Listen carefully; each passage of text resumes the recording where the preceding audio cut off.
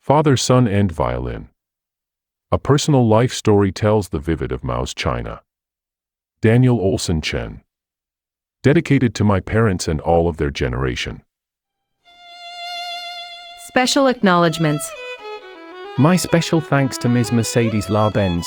Without her encouragement and inspiration, hard work in editing, artwork and her publishing assistance, this book would never have been made public. 7. Search for my brother Danson.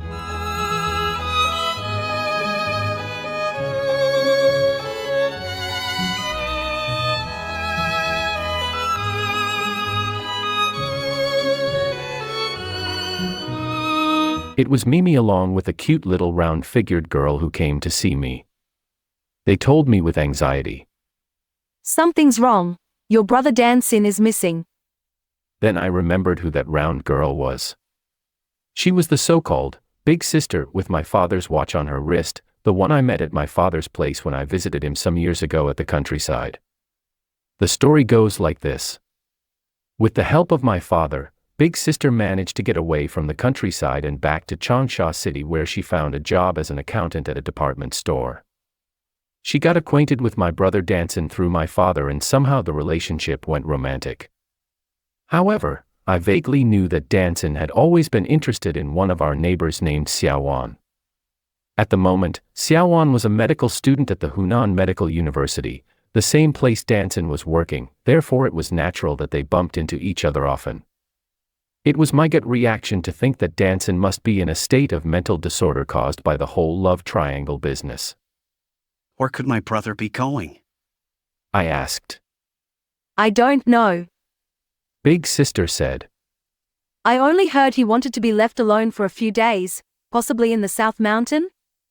South Mountain, the sacred site of Buddhism? That's far away. I uttered with surprise. Suicide? Immediately Mimi regretted she said that, adding, That's what everybody's worried about, isn't it? Otherwise we wouldn't turn to you, at this time of the day, I mean, night. The want-to-forgot memory of Chu Xiaolin nosediving from her window stroked me hard. That kind of experience once is more than enough in a lifetime. How could I think of this happening again, with my own flesh and blood? Left with no choice, I went back to the dormitory, picked up a few things, and with my yellow army bag, went out again. At the door I very briefly told my roommate that something had happened to my family and I had to go to the South Mountain right away. But don't forget tomorrow's debut performance, the first time for us to be on TV. I rode my bike at violation speed all the way to the long-distance bus station, where I found the earliest bus for South Mountain would be at 6 a.m., meaning there were 5 long hours. I would count each minute. I sat on a wooden bench, doubting whether those who were lying on the benches were actually waiting for buses, or just a free place to sleep for the night. Some old memories with my brother emerged. I was pushed awake as I took too much space lying on the bench. I was in such an ill mood that I was about to call some bad names when the man who pushed me complained. It's nearly 6 o'clock, but you are still. 6 o'clock. Thank you, my friend. I checked my watch. It was 3 minutes to 6, too late to go through the normal procedure of queuing for a ticket. I dashed out of the station and saw the bus with a sign in the front window, Changsha to South Mountain. I chased the bus and hammered the door with my fist, but the bus refused to stop. Yet my mind was made up. I had to be on that bus. It was a matter of the life and death of my bosom brother, and I might just be the only one in the entire world who could save him. Watching the bus move away, resourcefulness in an emergency came to me. I jumped on my bike again and headed in the direction of the bus. Of course, I had to run through all the red lights, as they were my best opportunities. I can't say the speed, but I dare say the courage was far beyond a doubt qualified to participate in the Olympics. About half an hour later, when I started to convince myself that manpower is in no way competition for a few thousand horsepower machine, I saw the bus stopped far away, vaguely within sight. I used the last of my strength pedaling my bike up there and found that the bus had one of the tires stuck in a hole. When the bus started to move again, with me in it, I still couldn't breathe at a normal pace. The bus arrived at the foot of the South Mountain just before noon. I got off the bus with sore feet from standing the whole way. Nevertheless, I felt more hungry than tired as I suddenly realized I had nothing to eat for breakfast. I ate whatever I could get and headed to the mountain. The touring and pilgrimage season had just ended because the winter was coming. In the beginning I met people from time to time, but after getting halfway to the top, I could see no one, not even a ghost. The higher I climbed, the colder it was. I started to doubt whether it was the right decision to come here looking for my brother in such blindness. However, that blindness explains how at that moment it was more important to ease my mood and anxiety about finding my brother than actually to find him. Just like the year 1958, during the Great Leap Forward, when the whole nation was thrown into the movement of exceeding the British and chasing up the Americans. The true meaning of that movement was to satisfy the mood and soothe anxieties rather than actually achieving the unachievable goal.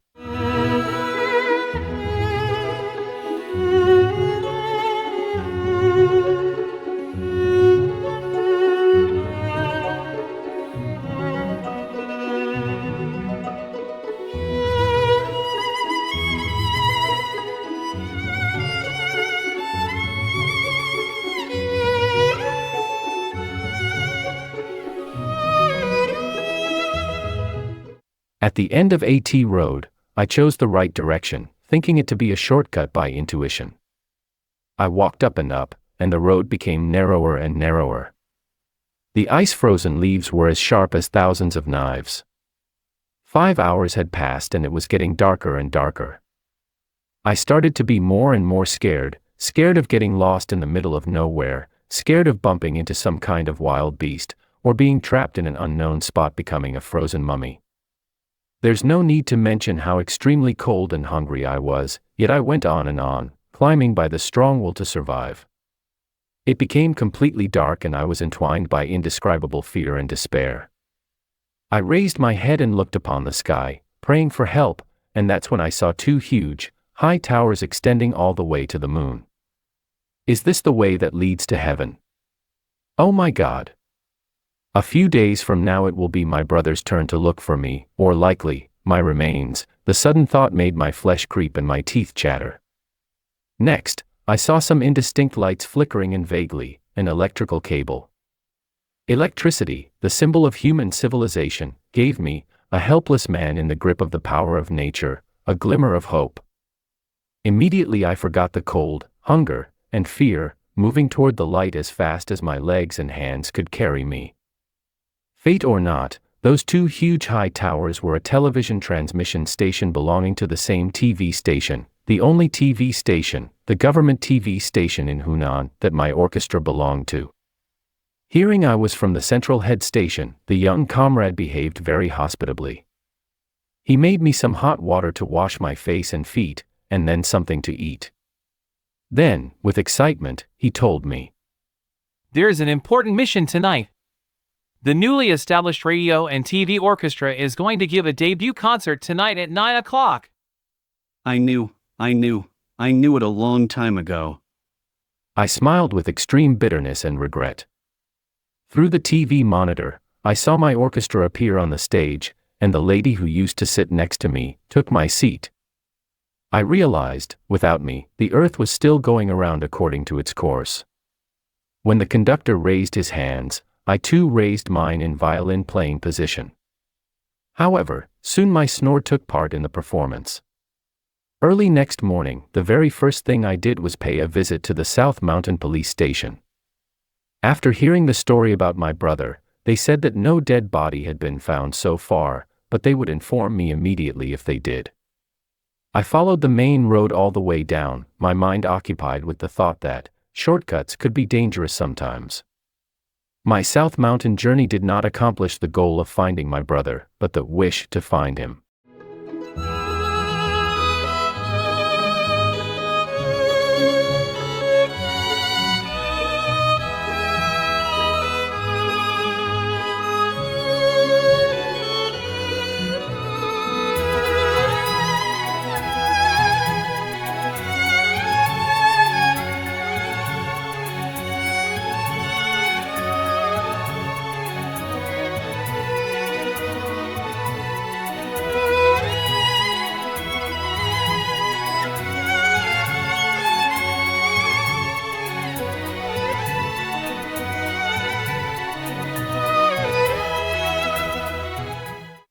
8. The secretary but my shield and you.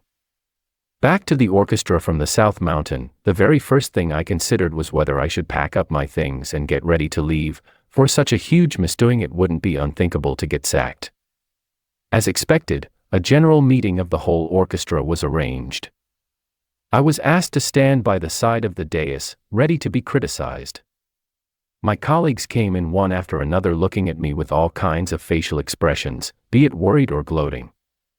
No need to describe just how serious the atmosphere was. After ordering everyone to sit, the chief manager Lou put his big cup with the words, "Dedicated to the dearest person," printed upon it, a sign of honor to those who participated in the anti-US and supporting Korean War movement in the early 50s, on the table and clenched his fist. But as soon as he opened his mouth to announce the meeting was starting, the secretary of CEO Lee pushed the door open and called me out. I was led to Lee's office. After asking his secretary to wait outside, Lee shook his head showing his meaning of, "Hate the iron that is unable to become steel." Seeing him look so troubled, my pride exploded. I immediately decided to give up all the excuses I was about to make. When I said to him firmly, It's not my style to put others in difficulty.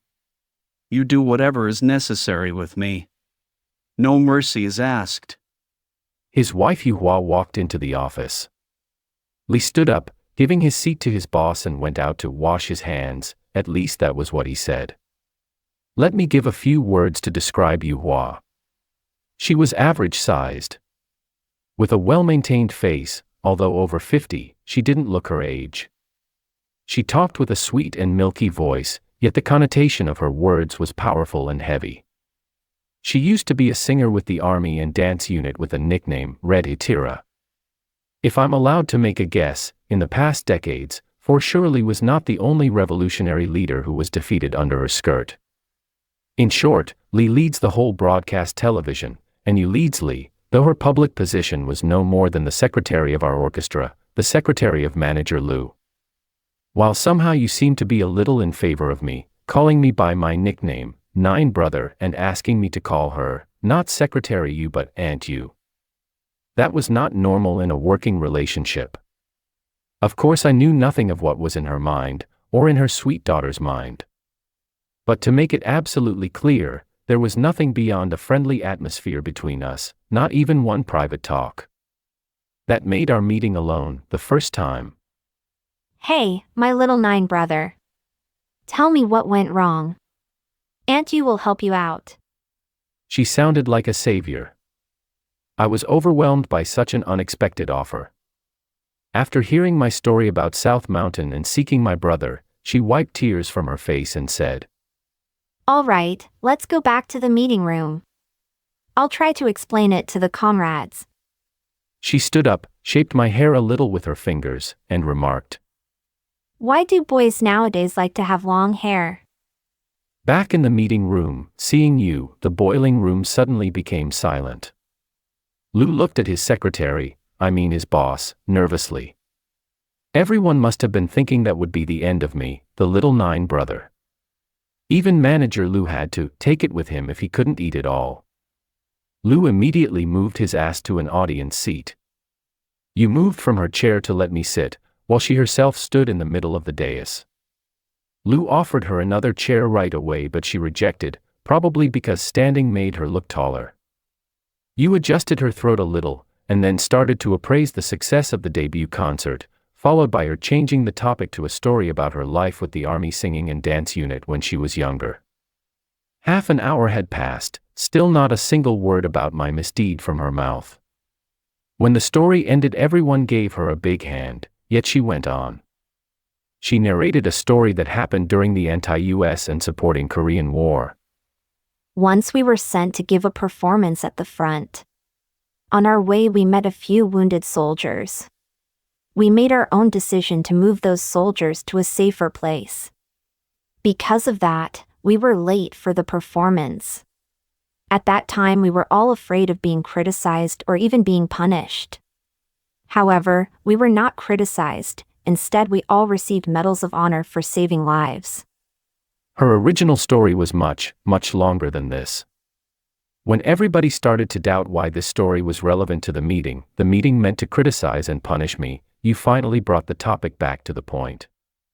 She said, The matter of little nine brother, Comrade Chen's absence from the debut concert, is no doubt a very serious mistake, but he did it to rescue his brother.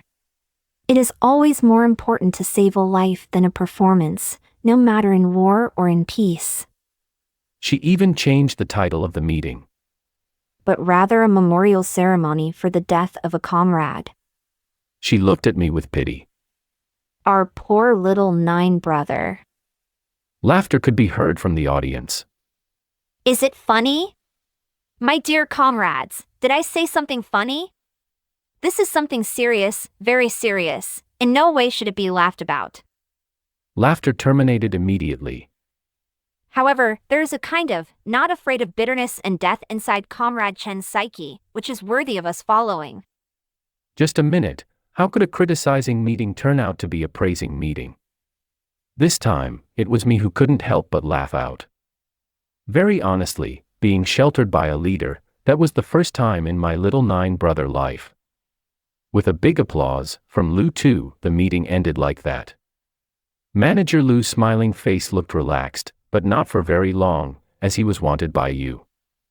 I too was caught by her at the door and received an order. Come to have supper with my family tonight.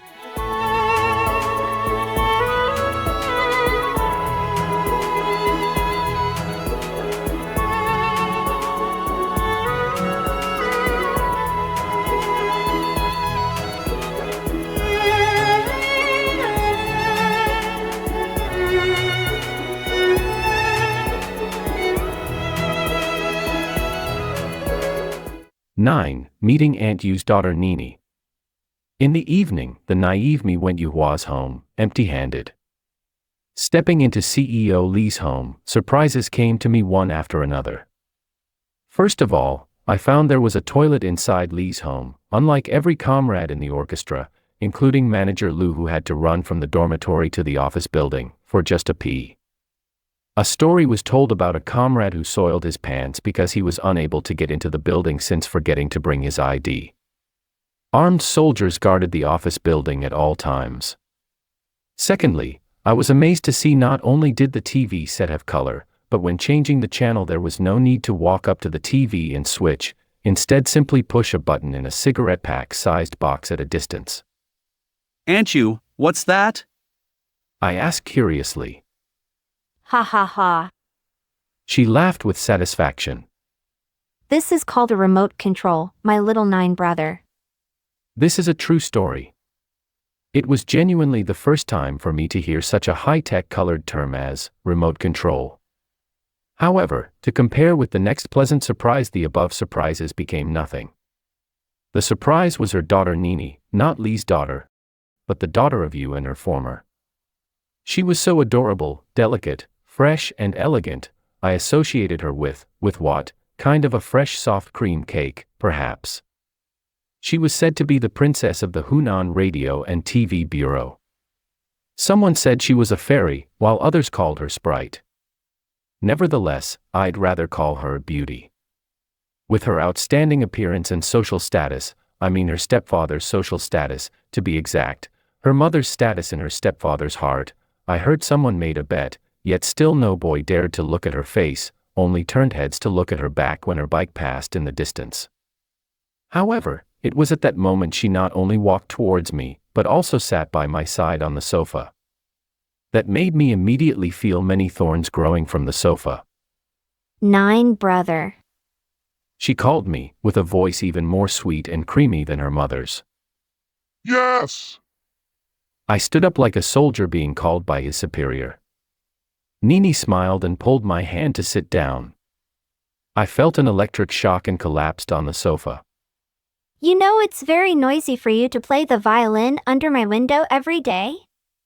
From her mouth, even complaints sounded so pleasant. No doubt very noisy, that's why you insist on leaving the window wide open, not to mention you have it recorded and play it under your pillow over and over again. The mother laughed, and went on. I'm sure my Nini's appreciation of music very much came from me. Knowing my violin had captured the heart of a young girl, a wave of joy and satisfaction welled up from my heart. Here skip 10 minutes romantic conversation nonsense. 9, brother. She called me again. Yes. This time I did not stand up, but crossed one leg over the other with my toe to the air. I heard you can speak English? She asked. Of course. This is a pen. I said in English, very proudly. CC. Nini's laughter sounded like a gold bell. That's right. Youngsters nowadays should study hard to catch up with the everlasting changeable situations. The mother made her very wise comment. While to me, at the moment felt not only Nini, but even the old lady was also very charming. Since then, Nini came to see me at our dormitory quite often with the excuse of borrowing books or asking English questions. That made all the boys and girls in our orchestra, as well as all the young people in the radio and TV bureau change, having a totally different eye on me, the little 9 brother.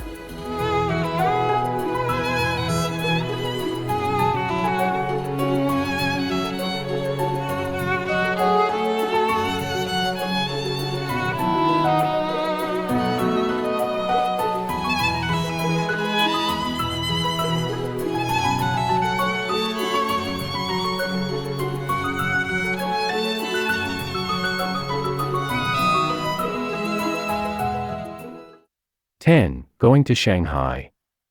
When the fever from the great success of the debut concert dropped back to normal, if not lower than normal, we all found that the new radio and TV orchestra was more of an amateur propaganda music group than a professional orchestra. The CEO Li too started to realize this unpleasant fact. With the solid economic power of the government mouthpiece, the throat and tongue of the party, as Mao decided was the role of radio, TV, and all press, Li made a remarkable decision to send the entire troupe to Beijing for 1 year of concentrated training. For the sake of the development of our orchestra, to be able to propagandize our great party and country better, we are not afraid of spending money. You all go to Beijing looking for the best teacher you can find and concentrate yourself on 1 year of hard studies. A year later, we'll give a concert again. It will be a concert of high quality, high level, in a word, a concert of professionals. Li waved his hand in the air to end his speech. That stage presentation appeared much like all the heroes in Chinese movies, which gained the excitement of the entire meeting room and warm applause. Unlike most of the time, our big hand was for real this time, for the favorable content of what he said rather than how great he waved his hand.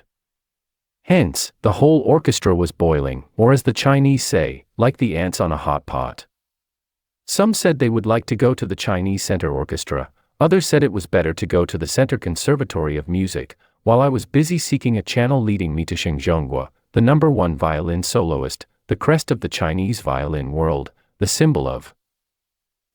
For that I begged my violin teacher Gao. Gao told me she didn't know Shenzhonghua directly, but was willing to give a try through his sister Shenzhonghua, the lady violin professor from Shanghai who once came to Hunan to meet us. But my teacher Gao strongly recommended I go to Shanghai instead of Beijing, for Shanghai was a better place for violin studies and because teacher Gao knew many more people in Shanghai than in Beijing. By that time, the friendship between Nini and I was a little higher than normal friends, yet by no means that of boy-girl friends. We talked about ambitions from time to time. Once I asked her if she could choose whereabouts she would want to live the most. Guess what she said? She said she would like to live in various foreign countries. That was certainly a shock to me, especially during that era, so I could only take it as a joke, or a dream. I guess it's true now, as we have had no contact since then. I just wonder from time to time her whereabouts at the present. About going to Beijing or Shanghai, I talked a little with Nini too. And she replied, Where is the best place and who will be the best teacher to study with, is the place you should go. It was after that my mind was made, go to Shanghai. I went to see CEO Li at his home. Hearing I wanted to go to Shanghai all by myself instead of going to Beijing with our troupe, Li was very upset. He talked official jargon like, How could that be possible?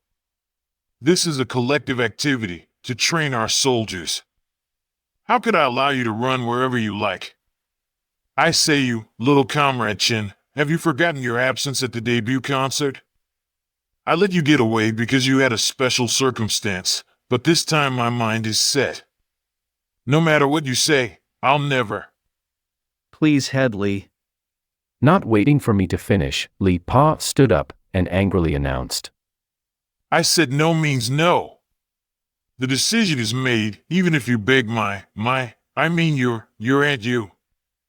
I say to you, comrade, you have no sense of leadership, no sense of collectivity, no sense of discipline, no sense of... Li wanted to go on. Meanwhile, his wife Yuhua pushed the door open and walked in, followed by her lovely daughter Nini. What are you two talking about? It sounds very serious. Yu asked, with a nothing to worry about smile. And you? I called her, in a charming earnest tone. The matter of me going to Shanghai was set. Just like that.